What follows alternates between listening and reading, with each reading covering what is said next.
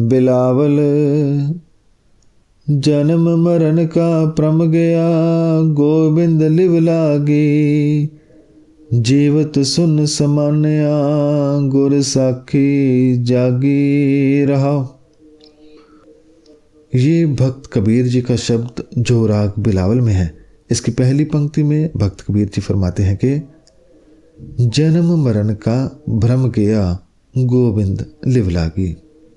अर्थात जब कोई गुरु की शिक्षा को, उनके उपदेशों को समझता है तो उसके जन्म मरण के चक्र का जो उसको भ्रम था वह समाप्त हो जाता है।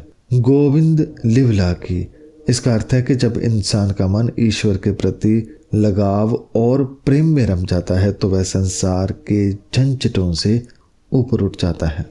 संगत जी, जो जन्म और मृत्यु का भ्रम इंसान में होता है, ये केवल अज्ञानता का परिणाम है।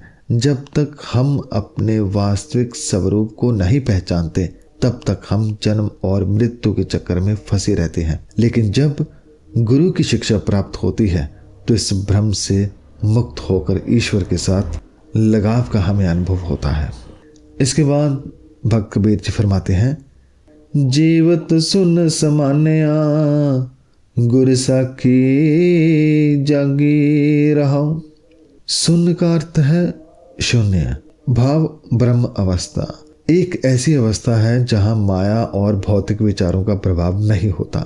अर्थात गुरु की शिक्षा से उस शून्य अवस्था में जागृति बुद्धि उत्पन्न हो जाती है और ये बुद्धि मनुष्य को संसार की मोह माया से ऊपर उठाकर शांति की अवस्था में स्थापित करती है। गुरु साखी जागी का अर्थ है कि गुरु की शिक्षा से चेतना जागी है। कहने का भाव, गुरु की शिक्षाएं हमारे भीतर की अज्ञानता और भ्रम को दूर करती हैं। इस अवस्था में मनुष्य माया के विचारों से शून्य हो जाता है, मतलब उसे संसार की इच्छाएं और भटकाव अब परेशान नहीं करते, वह एक शुद्ध अवस्था में होता है।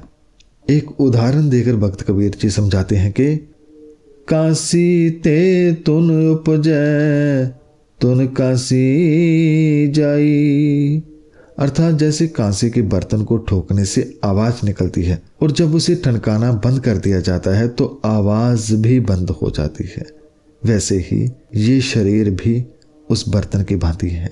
जब व्यक्ति का शरीर और उससे जुड़ा मोह समाप्त हो जाता है तो इच्छाएं और तृष्णाएं भी खत्म हो जाती हैं। इसका अर्थ है कि हम जितना शरीर के मोह में उलझे रहते हैं उतनी ही हमारी इच्छाएं और तृष्णाएं बढ़ती हैं, उतनी ही हमारे अंदर की आवाज, बर्तन की आवाज बढ़ती रहती है। लेकिन जब यह मोह समाप्त हो जाता है, जब गुरु की शिक्षा द्वारा ये मोह समाप्त हो जाता है तो ये सब अपने आप समाप्त हो जाता है। इच्छाएं समाप्त हो जाती हैं, वह शोर बंद हो जाता है, वह बर्तन ही टूट जाता है। जैसे कि अगली पंक्ति में भक्त कबीर जी फरमाते हैं कि कांसी फूटी पंडिता, तुन कहाँ समाई। अर्थात जब कांसा का बर्तन टूट जाता है तो उसमें से आवाज नहीं निकलती है पंडित, अब ये पता नहीं चलता कि वह आवाज कहाँ चली गई। संगत जी, हमारे मन में भी ये सवाल आते हैं कि हमारे मन में इतना शोर क्यों है, लेकिन जो गुरबानी पढ़ते हैं, समझते हैं, उनके मन में भी ये सवाल आता है कि ये शोर जो था मन में, अब वह कहाँ गया। तो भक्त कबीर जी फरमाते हैं कि जैसे कांसे का बर्तन टूटने पर उसकी आवाज बंद हो जाती है, वैसे ही जब मनुष्य अपने शरीर के मोह से मुक्त होता है तो उसकी सारी तृष्णाएं और इच्छाएं भी समाप्त हो जाती है, क्योंकि अब उसका मोह टूट गया है, अज्ञानता टूट गई है, तो उसकी सारी इच्छाएं भी, तृष्णाएं भी अब दूर हो गई हैं। इसके बाद भक्त कबीर जी फरमाते हैं कि त्रिकुटी संद में पेखिया, काट हूं काट जागी। जब शरीर का मोह टूटा तो क्या हुआ? त्रिकुटी, अंदर की जो बेचैनी थी, जो भ्रम था, उसको भेद कर असल सच्चाई को देखा। कैसी सच्चाई को देखा? घट हूं घट जागी। अब पता चला कि जिस ज्योति को कहते थे कि हर एक मनुष्य के अंदर है, अब उसे सच में देख लिया है। संगत जी, गुरु की कृपा से जब ये ब्रह्म और बेचैनी खत्म हो जाती है, त्रिकुटी दूर हो जाती है, तो इंसान को भीतर की सच्चाई और परमात्मा की ज्योति का एहसास होता है। घट हूं घट का अर्थ है प्रत्येक व्यक्ति के भीतर ईश्वर की ज्योति मौजूद है। लेकिन जब हम भ्रम को तोड़ते हैं, गुरु की शिक्षा द्वारा अज्ञानता को, तृष्णा को दूर करते हैं, तो वह ज्योति स्पष्ट रूप से प्रकट हो जाती है। हमें समझ आ जाती है कि वह हर जगह है, सब में मौजूद है। इसके बाद भक्त कबीर जी फरमाते हैं, ऐसी बुद्ध समाचरी काटमाह त्यागी। अर्थात इस प्रकार की बुद्धि के जागने से व्यक्ति माया और मोह से मुक्त हो जाता है। भाव गुरु की शिक्षा से जो बुद्धि जागृत होती है वह व्यक्ति को हर तरह के भौतिक मोह से दूर कर देती है।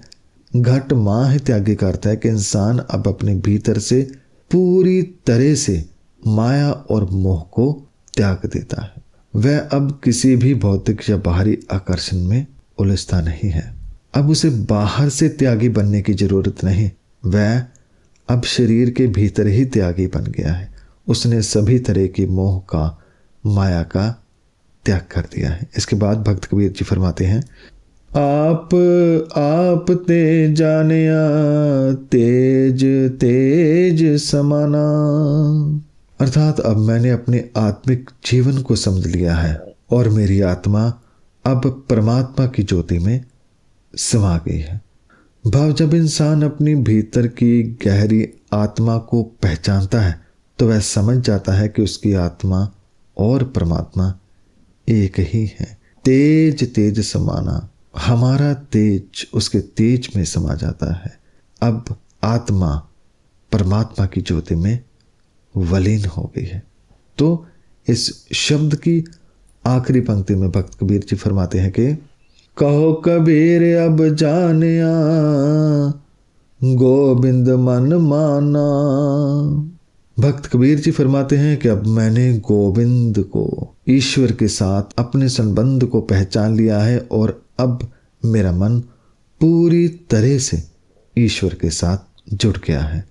मन माना का अर्थ है मन अब पूरी तरह से शांत और संतुष्ट हो चुका है, क्योंकि अब वह बाहरी मोह माया से मुक्त हो गया है और केवल ईश्वर में स्थिर है। तो ये था आज का शब्द भक्त कबीर जी का। इस शब्द का मुख्य संदेश क्या है, इसे हम दो शब्दों में समझते हैं। इस शब्द का मुख्य संदेश ये है कि गुरु की शिक्षा से इंसान अपने भीतर के भ्रम, तृष्णा और विकारों से मुक्त हो सकता है। जब मनुष्य शरीर और उसके मोह से ऊपर उठता है तो उसे आत्मज्ञान प्राप्त होता है और वह ईश्वर के साथ जुड़ जाता है। ये शब्द यह बताता है कि सच्ची शांति और संतोष हमारे भीतर की अवस्था में है, ना कि बाहरी दुनिया में। धन्यवाद। आइए इस शब्द की आखिरी पंक्तियों को पढ़ते हैं और फिर समाप्ति करते हैं। आप ते जानिया तेज तेज समाना। कहो कबीर अब जानिया गोविंद मन माना। वाहिगुरु जी का खालसा, वाहिगुरु जी की फतेह।